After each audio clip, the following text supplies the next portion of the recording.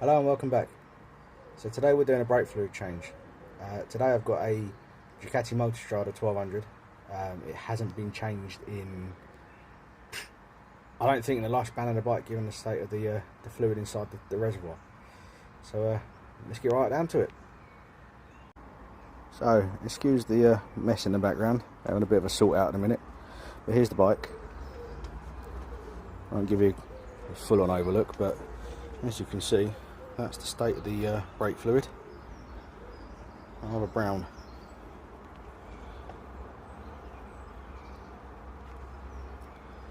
Now to get this open, 2 Phillips screws at the top, which we'll undo now. Do this one-handed, sorry. Looking through the screen, not good. There we go, right. So just undo the screw.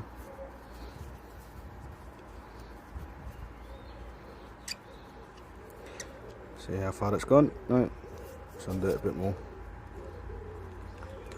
There you go. And then we'll do the second one.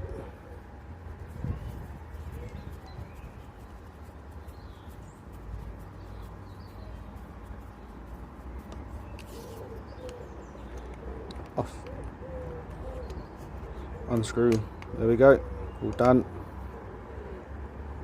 Yeah, that's definitely not been changed in probably the lifespan of the bike. So, not nice. Let's get it changed. Okay, so let's make a start. Now, as you can see here, this is where the fluid will come through once we've opened up the valves. Now this one's got the banjo and also the bleed nipple all in one system. So we need to keep the banjo locked so we can open up the bleed nipple. Now this one uses 2 spanners, and in this case this is using 12mm and an 8mm. 12mm is the larger one. Locate that onto the banjo like so. There we go. Just keep that there for now, it doesn't need to, I'm not opening anything just yet. And get your 8mm. There we go. It's just, there we go, that's better. Like so. And that's pretty much all we're doing there at the minute. Now we get the one-way system. Now find out which way the arrow is. In this case it's pointing downwards, which means the fluid needs to run this way towards the valve. So let's get that onto the fixing. Get it in there so the base of the tube doesn't let any air through. Like so. There we go. And that's now currently our setup. Now what I can do is to show you, if I open up the bleed nipple, like so.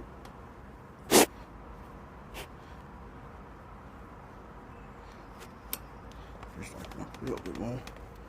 Now if you look closely, I don't know how well you can see, let's try and get the camera on it. You can just start to see the fluid coming through. Okay? Now I'm going to start pumping the lever,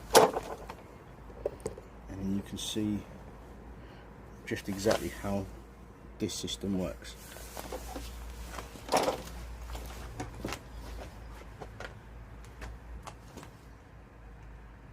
And as you can see, there's some air bubbles in there. It's trapped in the system. See? Don't forget to use a catch tank. Otherwise that'll be a very messy job. So let's get, there we go. Now that is now full, as you can see. Now I've not had to pump the lever anymore. There is some little tiny air bubbles in there, but it's not letting any fluid come back in, or it's not letting any air come back in through the system. Like so. Now I'm going to pump some more through, and once I've emptied a little bit of the reservoir, I'll show you. So I've pumped the lever. Let's have a quick show. as you can see, fluid's pretty low.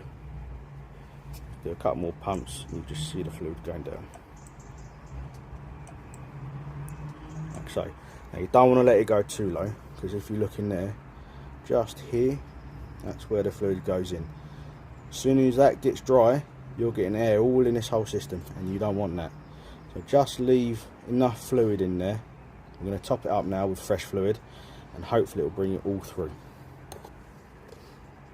Okay, so I've got my brake fluid. Just going to pour it in. This is quite hard looking at it through a camera. Let's have a look. There we go. Just top it up. Doesn't matter about the min max at the minute. Just doing it so there's enough in there, like so. Now, one of my favourite ways of opening these bottles is like so. One side pours, one side's a vent, so don't get splashed everywhere. Alright, now then. Now I've got brake fluid in the reservoir. Let's start pumping it through. I'm going to flush this through once on this side.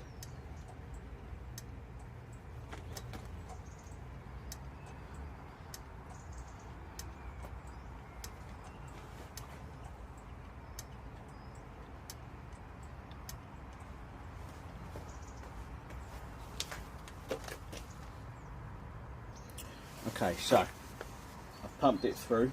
This is only on one side for now.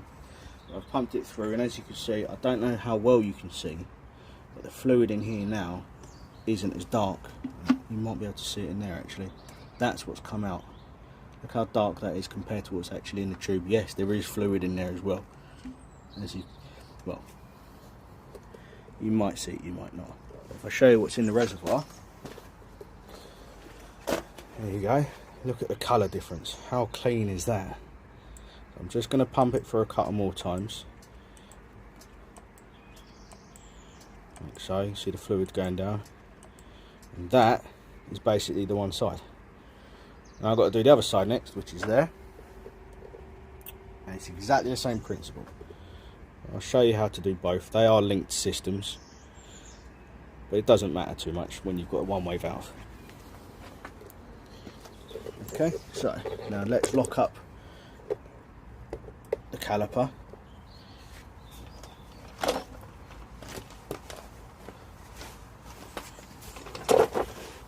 Like so.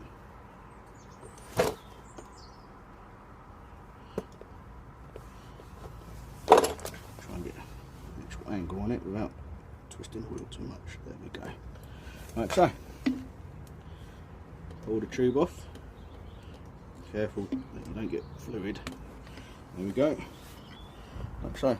And as you can see, the fluid is still in there.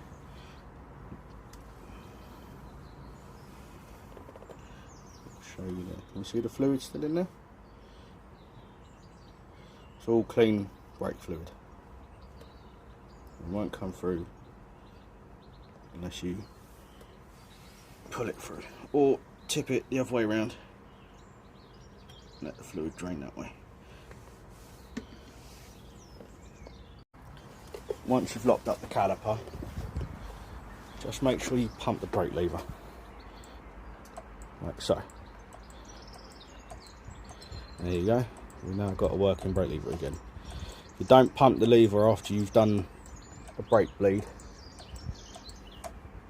you basically have no brakes. So, time to do this side. Right then, so let's do this side. Now there's a little bit of rust on here, which I'm a bit concerned by. I don't know how well these are going to loosen off. So let's pull the cap off. There you go. Oh, nice and easy. That can go in my pocket for now. I know it's there.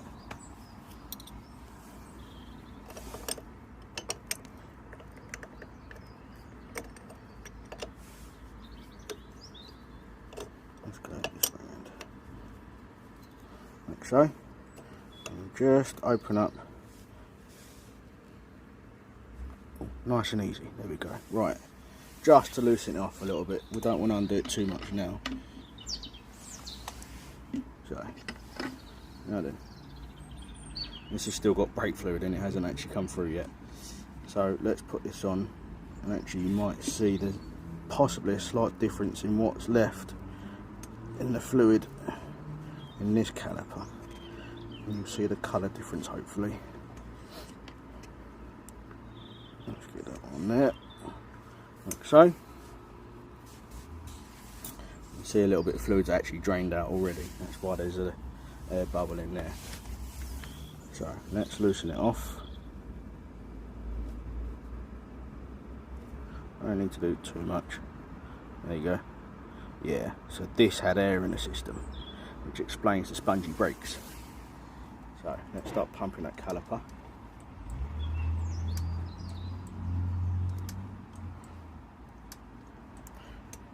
There's actually a little bit of crud in the system as well. I'm seeing little floating bits in there. Let's see if we can zoom in.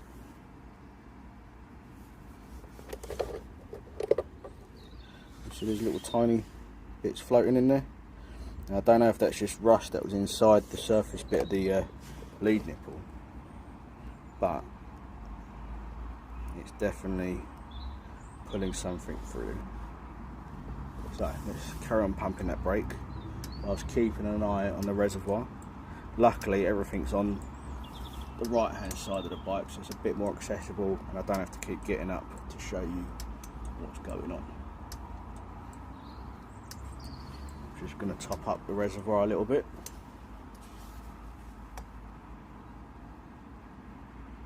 There we go. Again, min-max doesn't really matter at the minute because we're just pulling it all through.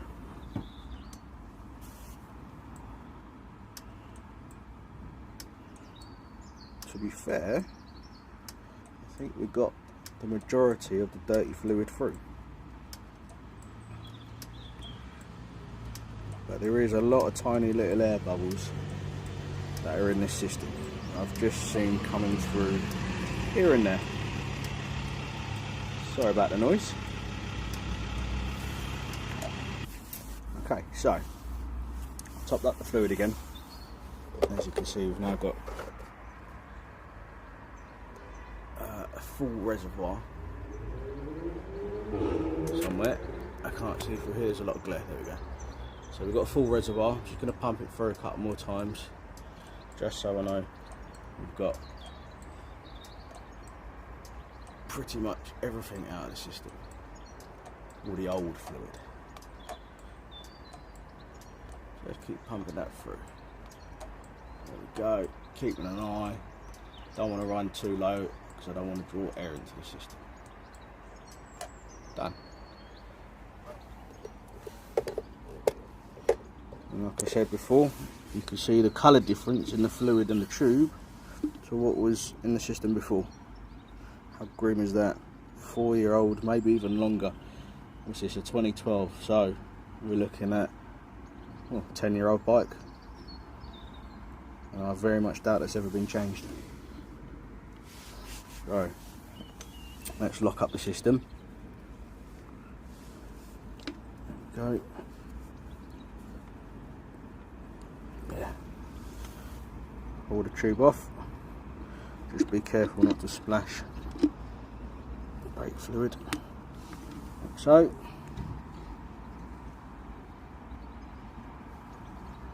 And that's all the new fluid in there. Just to show that there is fluid in the system, in the one-way valve. So dripping. It won't draw air out through there because of that valve. And that's pretty much how you bleed brakes. Oh, before we forget, let's top up the brake fluid, the actual reservoir.